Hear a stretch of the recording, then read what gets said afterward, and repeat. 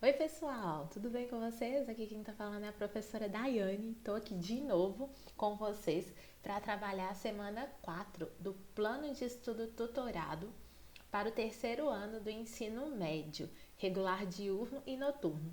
Pessoal, hoje eu não vou abrir a apostila não, é só conteúdo, tá? Mas eu não vou abrir a apostila porque eu montei uma apresentação especialmente para vocês. Mas aí, só pra gente não perder o foco do PET também, o eixo temático dessa semana são os cenários da globalização e fragmentação. O tema tópico são as novas fronteiras do capitalismo global. E o conteúdos, ou melhor, os conteúdos relacionados são blocos econômicos e acordos entre blocos econômicos. Sim, sim, sim, pessoal. A aula de hoje é sobre um dos conteúdos mais cobrados no Enem para geografia, blocos econômicos. Espero que estejam preparados, animados. Vamos começar? Então, o título da aula de hoje tá aqui bonitinho. Então, vamos lá.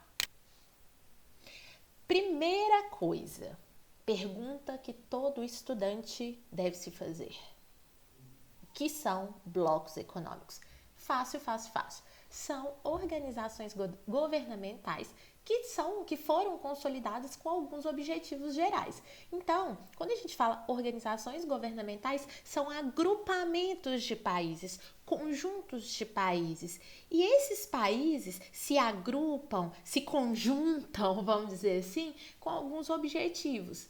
Existem blocos econômicos que têm outros objetivos além dos gerais, né? Que aí são os objetivos específicos. Mas, no geral, todos os blocos econômicos têm pelo menos um desses quatro objetivos. O primeiro e mais importante deles: o bloco econômico é uma forma de ampliar as relações comerciais entre os países membros. Então, em contexto de mundo globalizado, em contexto de competição internacional, global, os países encontraram uma maneira de ampliar as relações comerciais entre si, né? Evitando a concorrência com outros.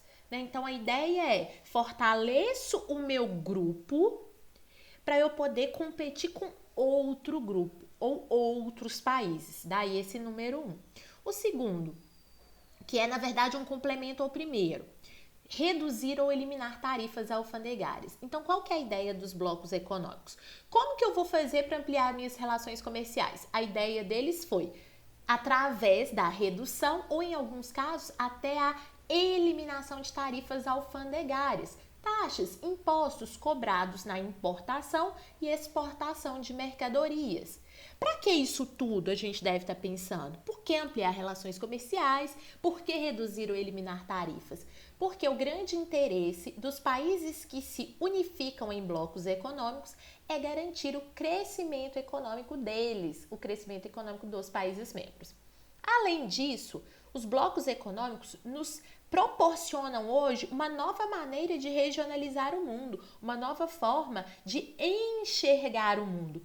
Vocês lembram das aulas anteriores? Acho que foi a aula da semana 1 e da semana 2, se eu não me engano, que nós trabalhamos com Guerra Fria. Quem não assistiu, assiste aí, vai aparecer um cardzinho na tela. Quem não assistiu, depois assiste. Vocês lembram que durante a Guerra Fria a gente tinha dois grandes polos de poder, né? Um capitalista e outro socialista. Com a globalização, nós temos vários polos de poder. E dentre esses polos de poder, nós temos os blocos econômicos. Por exemplo, a União Europeia é um grande polo de poder e é um bloco econômico no mundo multipolar. Nós temos também a APEC, que é a Cooperação Econômica Ásia-Pacífico, e nesse novo mundo, nessa nova ordem mundial, que é a ordem multipolar, ela é também, a APEC é um importante polo de poder, né? Então, não deixa de proporcionar para a gente uma nova regionalização para o mundo, beleza? Então, vamos seguindo, vamos seguindo. Existem 4 tipos de blocos econômicos. A área de livre comércio, que é o nível mais básico de bloco econômico. Aqui eu coloquei um exemplo que seria o NAFTA, que é o Acordo ou Tratado de Livre Comércio da América do Norte.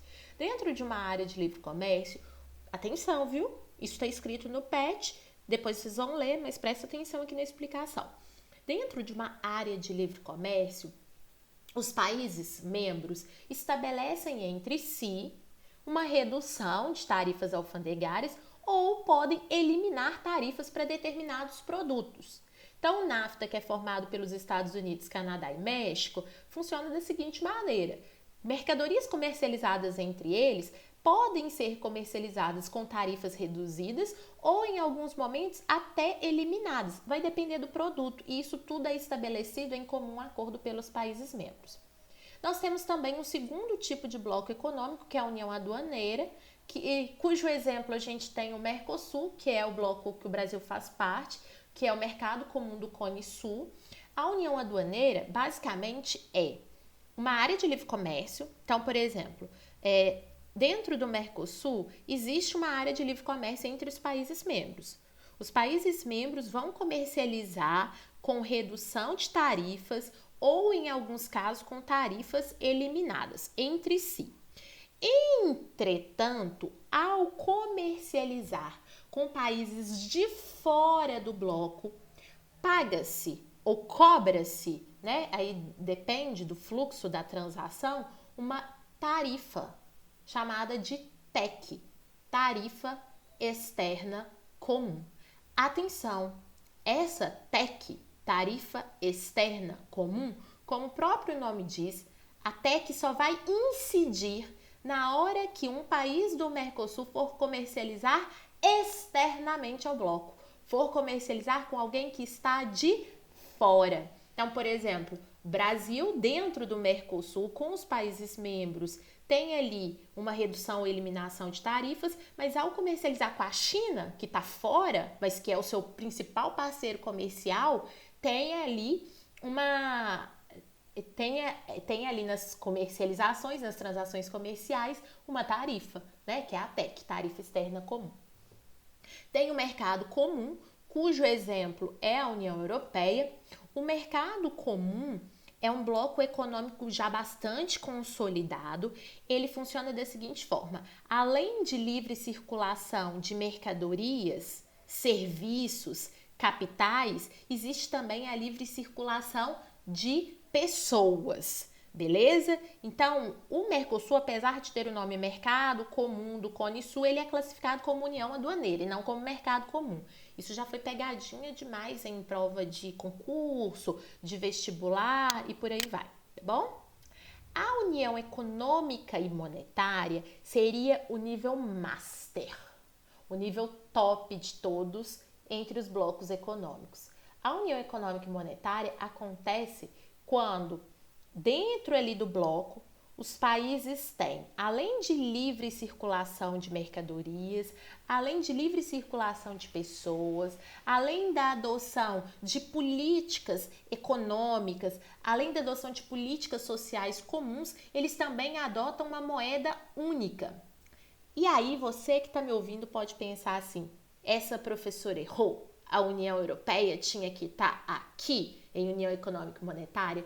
Na verdade, não, meus amores, porque nem todos os 27 países membros da União Europeia adotaram o euro como moeda única. Portanto, por isso, a União Europeia não pode, toda ela, ser considerada uma União Econômica e Monetária. Só uma parte da União Europeia já encontra-se no nível de União Econômica e Monetária, mas o bloco como um todo, não, porque nem todos os bonitinhos adotaram o euro como moeda única, beleza? Então, já que a gente tocou no nome da União Europeia, vamos a ela, né? A história da União Europeia começa lá em 1944, quase no finalzinho aí da Segunda Guerra Mundial, quando 3 países bonitinhos se uniram para tentar ajudar uns aos outros a reconstrução do seu território por conta dos danos causados pela Segunda Guerra Mundial. Foram eles Bélgica, Holanda e Luxemburgo. Então a história da União Europeia começa com esses 3 bacaninhas aqui, que formaram naquela época, lá na década de 1940, o Benelux. Entre os anos de 1951 e 1952, os 3 bonitinhos do Benelux receberam mais 3 coleguinhas, França, Alemanha e Itália.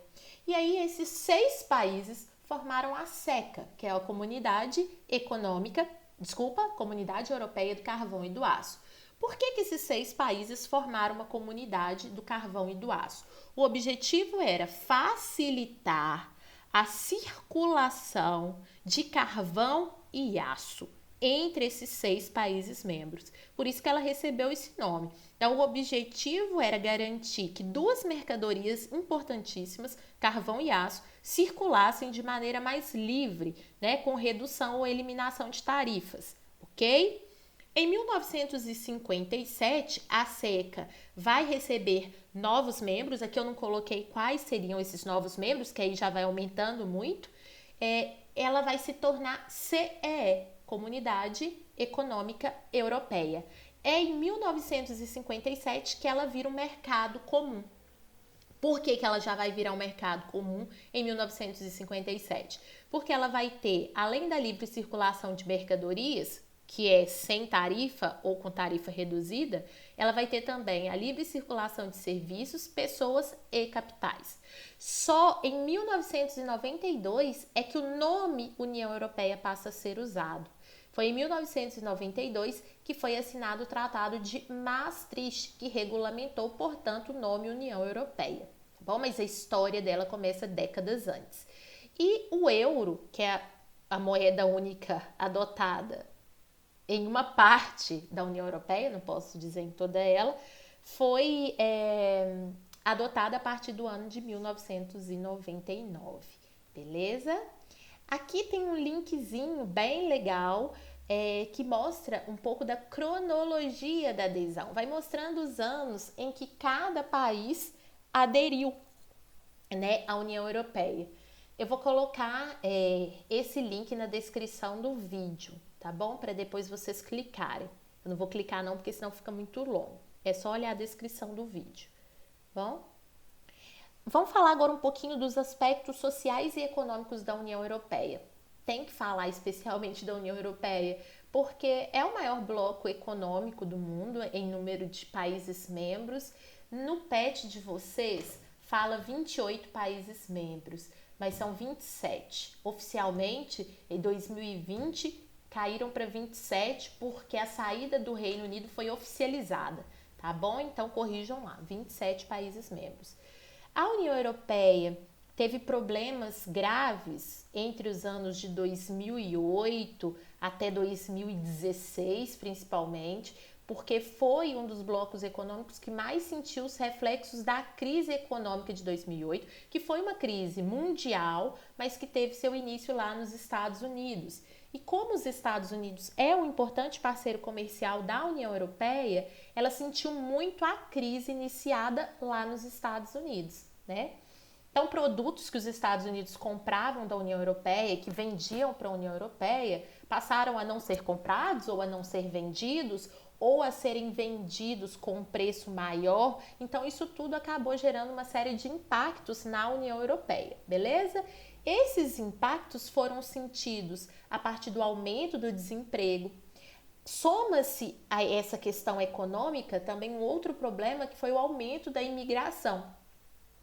Muitos dos imigrantes que procuram a União Europeia, né, e começaram a procurar principalmente a partir de 2011, né, intensificou-se em 2011, são imigrantes provenientes da África Setentrional, ou seja, do norte da África e do Oriente Médio.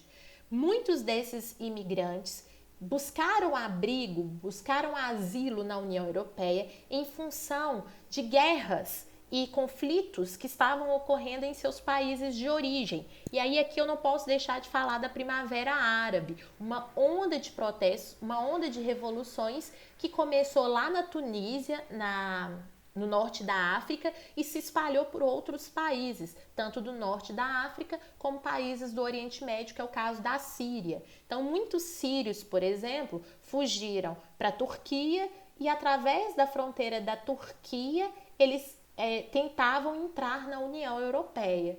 Então, já não bastasse a crise econômica de 2008, a União Europeia ainda tinha que lidar também com esse aspecto social do aumento da imigração.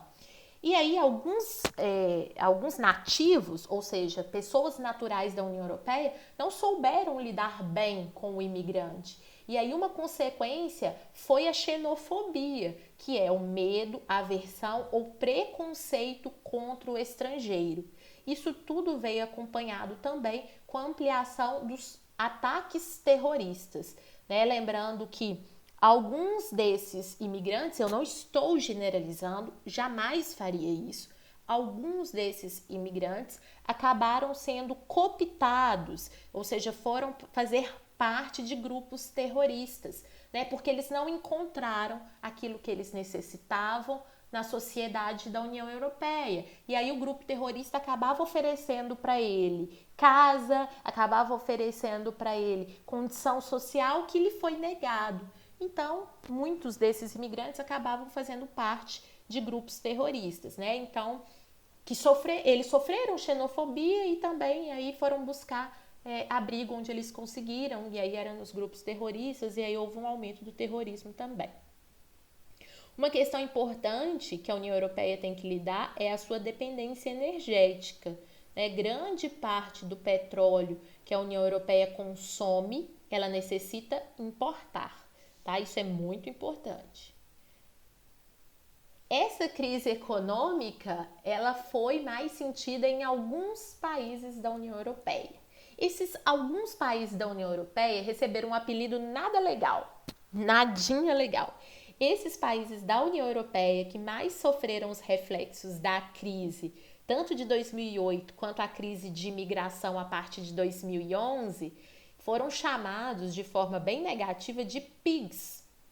Porque a tradução, vocês sabem que a tradução é porcos, né? E aí esses países, o pigs, né? Os pigs fazem referência a 5 países. O P de Portugal, o I de Irlanda, o I de Itália, o G de Grécia e o S de Espanha, né? Então, esses 5 países aqui, dentro daqueles que adotam o euro, dentro daqueles que são membros da União Europeia, foram os que sentiram mais os reflexos da crise. Sabe por que essa charge representa aqui uma porca grande, com escrito euro e o símbolo do euro, alimentando os pigs pequenininhos, esses 5 países?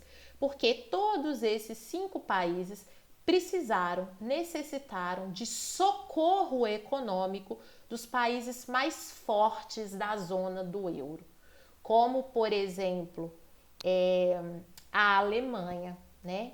E França, por exemplo. Reino Unido não, porque o Reino Unido, mesmo enquanto fez parte da União Europeia, ele não adotava o euro. Então, ele não estava na zona do euro. Ele sempre adotou a Libra. Beleza? Vamos seguir, né? Muita informação União Europeia. E aí, já que eu toquei no assunto do Reino Unido, eu coloquei aqui outra charge. Aqui nós temos um mapa da União Europeia. Reparem para vocês verem a cor azul e as linhas em amarelo, porque a bandeira da União Europeia é azul e amarela, são estrelas amarelas. E aí, se vocês repararem muito bem, essa porção de terra aqui que estaria sendo cortada do restante da União Europeia é o Reino Unido. Então, essa charge bonitinha aqui faz referência a um fenômeno chamado Brexit. Preparados para entender então o Brexit? A sigla é uma junção desses 2 termos, que em português significa saída do Reino Unido. De quem? Da União Europeia. Só para vocês entenderem um pouquinho, no ano de 2016, os moradores do Reino Unido participaram de um plebiscito. Plebiscito é uma consulta que o Poder Executivo e o Poder Legislativo faz à população. E aí, nesse plebiscito, a consulta, né, popular perguntava se a população queria permanecer na União Europeia ou não. E aí, por um resultado muitíssimo apertado, a opção que saiu vencedora desse plebiscito foi o Brexit. Ou seja, 51%, 51% da população do Reino Unido optou, votou a favor da saída, do Reino da União Europeia. Então, o Brexit saiu como opção vencedora, beleza? Então seria basicamente o desmembramento do Reino Unido do bloco da União Europeia. E aí, pessoal, por que esse plebiscito e esse Brexit deu muita dor de cabeça? Mas é muita dor de cabeça mesmo.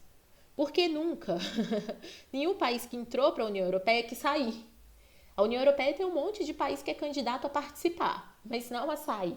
E aí, então, o Reino Unido abriu precedente para uma coisa que nunca tinha acontecido antes, que seria esse pedido de saída, né? E aí, peraí, deixa eu voltar, muito bem. E aí, esse pedido de saída é bem complexo.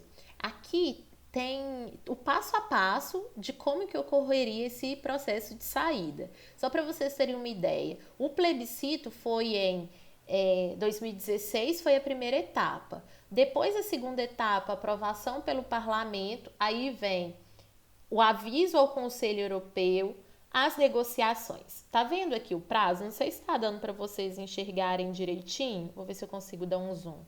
Essa tecnologia de vez em quando me mata, sabe? Então, esse prazo aqui de negociações era de 2 anos e poderia ser estendido. Não só poderia, como foi.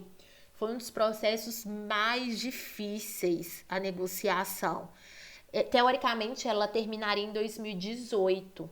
Mas o processo completo do Brexit, né, chegando aqui à ratificação pelo Parlamento Europeu, só foi acontecer em 2020. Então foram 4 anos, né, um processo muito demorado, percebem? O que era para ter durado até 2 anos se estendeu, né? Então foi bem complexo o processo de saída. Só para vocês terem uma ideia, a primeira-ministra do Reino Unido, a Theresa May, ela não deu conta de levar as negociações adiante, ela saiu do cargo e aí entrou outro primeiro-ministro, que foi o Boris Johnson. E aí sim, com o Boris Johnson, ele conseguiu finalizar as negociações, mas ele também teve várias derrotas, beleza? Depois, como eu disse, o link da aula vai estar disponível na descrição e aí vocês analisam com mais atenção esse processo aqui de saída, tá bom? Porque não dá tempo de eu falar tudo com vocês. As pautas que foram debatidas a partir do Brexit foi a imigração, a crise e a sustentação da economia pelos países mais ricos. Deixa eu tentar explicar. Quem votou a favor do Brexit, na maioria das vezes, eram pessoas que estavam insatisfeitas com os imigrantes que chegavam na União Europeia. Porque a partir do momento que o imigrante era recebido em um país da União Europeia, ele acabava tendo acesso a todos os outros países. Por quê? Existe a livre circulação de pessoas dentro da União Europeia. Então, alguns imigrantes, por exemplo, conseguiam asilo político lá na Grécia ou na Itália, por exemplo. Mas a partir do momento que ele tem asilo político na Grécia e na Itália, pelo Tratado de Livre Circulação de Pessoas, ele podia chegar ao Reino Unido. E aí, muitas dessas pessoas que votaram pelo Brexit eram pessoas insatisfeitas com a imigração. Eram também pessoas insatisfeitas com a crise e com o fato de que as economias mais fortes da União Europeia tinham que sustentar a economia de países mais pobres, né? Então, o Reino Unido se sentia forçado a sustentar a economia, beleza? Desses países mais pobres. Então, as pessoas que votaram pelo Brexit pensavam o seguinte: a partir do momento que o Reino Unido se retira da União Europeia, eles já não são mais responsáveis por ajudar os outros. Beleza? Agora, mais um bloco econômico, a CEI, que é a Comunidade dos Estados Independentes. Agora a gente finalizou a União Europeia, tá bom? A CEI foi criada em 1991, tem a Rússia como principal liderança, a Rússia que é herdeira do poderio econômico bélico da antiga União das Repúblicas Socialistas Soviéticas, e havia uma expectativa, mas nem tudo que a gente espera a gente alcança, né? Havia uma expectativa de adoção também de uma moeda única dentro da CEI, que seria o rublo, que é a moeda da Rússia, mas isso ainda não aconteceu. Quem faz parte da Comunidade dos Estados Independentes? países da Europa e alguns países da Ásia. Então, esses aqui são os bonitinhos que fazem parte da CEI. Então, a gigante Rússia, o Cazaquistão, Uzbequistão, Turcomenistão e alguns outros, beleza? Vamos seguindo. Agora, o próximo bloco econômico é o NAFTA, que foi oficializado em 1994. É o Acordo ou Tratado de Livre Comércio da América do Norte. É uma área de livre comércio, então, portanto, o nível de integração é o mais baixo nos tipos de blocos econômicos. O objetivo é fazer com que as mercadorias circulem entre os países membros, que são Estados Unidos, México e Canadá, né, com as tarifas reduzidas ou eliminadas. Essa bandeira aqui é o logo do NAFTA, beleza? Então, parte da bandeira estadunidense, mexicana e canadense. Vamos seguindo. Agora a PEC, que é a Cooperação Econômica da Ásia e do Pacífico, oficializada em 1993. A primeira vez que ela foi cogitada foi em 1989 pelo então primeiro-ministro da Austrália na época. Quem faz parte da PEC? Países da América, alguns da América, como por exemplo Estados Unidos, Canadá, Peru. Alguns países da Ásia, como por exemplo o Japão, como por exemplo a China, e alguns países da Oceania, Nova Zelândia e Austrália. Qual foi o objetivo de criar a Cooperação Econômica da Ásia e Pacífico? Dinamizar as trocas comerciais feitas por meio do Oceano Pacífico. Então, a ideia era tornar o Oceano Pacífico a principal rota de circulação de mercadorias no mundo, substituindo, portanto, o Oceano Atlântico. Só um minutinho, deixa eu voltar aqui. Vocês viram essa imagem aqui? É o logo da PEC. Então, repara para vocês verem que esse oceano aqui que está no centro é o Pacífico. Então, o logotipo, ele é sugestivo. Qual que é a ideia, então? Dinamizar as trocas comerciais e colocar o Oceano Pacífico como a principal rota de circulação de mercadorias no mundo, tá vendo? Então, tem países da América que fazem parte, tem países da Oceania que fazem parte e tem países da Ásia que também fazem parte, beleza? Agora sim, pessoal, agora eu quero que você se endireita na cadeira, toma um café, acorda bastante, que chegamos ao finalzinho da nossa apresentação, mas eu deixei para o final a cereja do bolo, que é o Mercosul. Vocês precisam prestar muita atenção. O Mercosul é o bloco econômico do qual o nosso país faz parte. Então, isso costuma muito ser cobrado em provas de concurso e também no Enem. A sigla significa Mercado Comum do Cone Sul. Ele foi instituído em 1991, na apostila está 92, mas ele foi instituído em 1991. Então, faça uma correção lá, tá? Quando foi assinado o Tratado de Assunção. O Mercosul tem como países fundadores o Brasil, Argentina, Paraguai e Uruguai. Lembrando que o Mercosul é uma união aduaneira. Tem mercado comum no nome, mas é uma união aduaneira. Isso porque a comercialização com países que estão de fora do bloco exige o uso de uma tarifa externa comum. Aí a gente pode estar pensando, por que isso daqui foi estabelecido? A ideia era fazer com que os países desistissem, né? Ou não desistissem, fossem desincentivados, vamos dizer assim, de comercializar fora do bloco por causa da TEC e comercializar dentro do bloco, sem TEC. Só que tem casos em que os produtos fora do bloco são mais baratos, mesmo com a incidência da TEC. É o caso, por exemplo, de produtos chineses. Mesmo tendo o uso da TEC, ainda assim o Brasil comercializa muito mais com a China do que com os países do Mercosul. São importantes parceiros comerciais brasileiros, sim, mas não são os maiores. Os maiores parceiros comerciais do Brasil estão fora do Mercosul, são a China e os Estados Unidos, tá bom? Pessoal, tá vendo essa imagem linda? Eu adoro essas bandeiras dos países sul-americanos. São os estados membros, estados partes, tá vendo? e estados associados. Aqui não está escrito errado, não, é porque está no espanhol, tá bom? Então, não é porque está faltando o Szinho, não. Esse daqui é um print de tela da página oficial do Mercosul.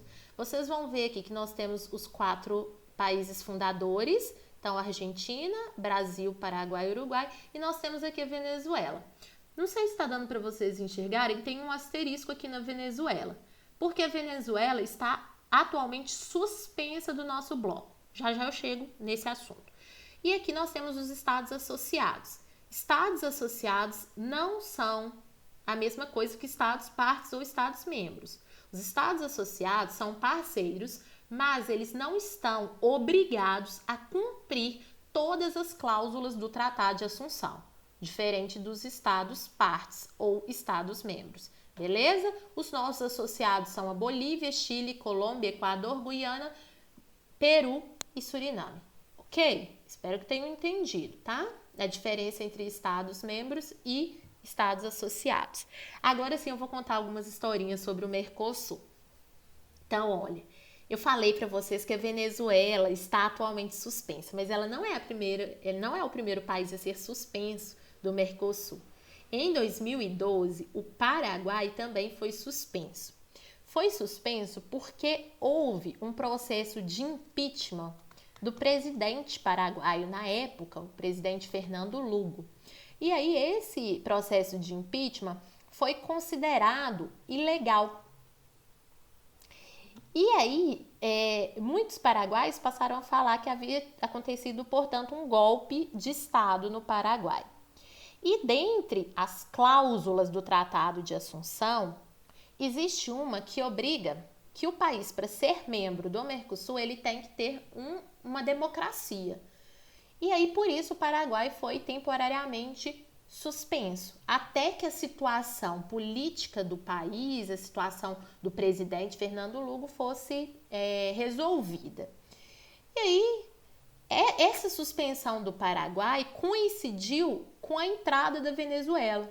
Desde o ano de 2006, que a Venezuela tinha pedido para participar do Mercosul, mas ela não tinha sido aceita porque todos os países do bloco têm que aceitar a entrada de um novo país membro.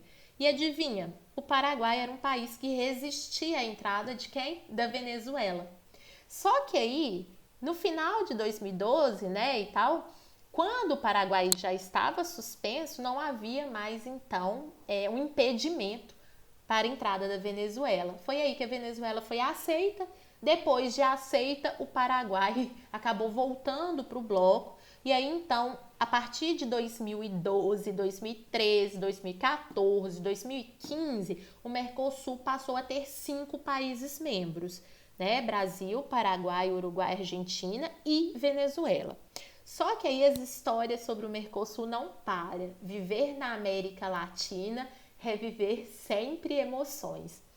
Em 2016, a Venezuela, que havia sido aceita há pouco tempo, foi, adivinhem vocês, suspensa.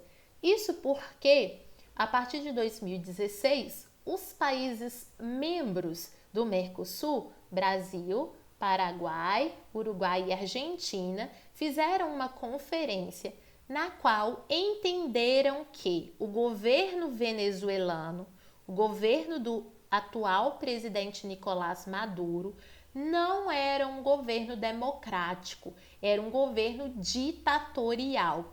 E aí, pelas cláusulas lá do Tratado de Assunção, para fazer parte do Mercosul, é preciso que o país garanta a democracia. E aí, com essa justificativa, a Venezuela foi suspensa.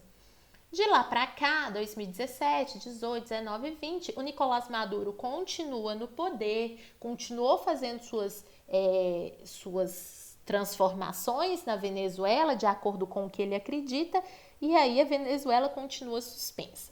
E aí vocês podem estar se perguntando, Daiane, até quando? E aí eu vou responder para vocês, não sei, Porque em política tudo é muito incerto. Então, não dá para eu dizer para vocês até quando, beleza? Essa é a nossa bandeira do Mercosul, então essa linha verdinha aqui faz alusão, faz uma referência à linha do Equador, e as 4 estrelas aqui fazem uma referência aos 4 membros fundadores.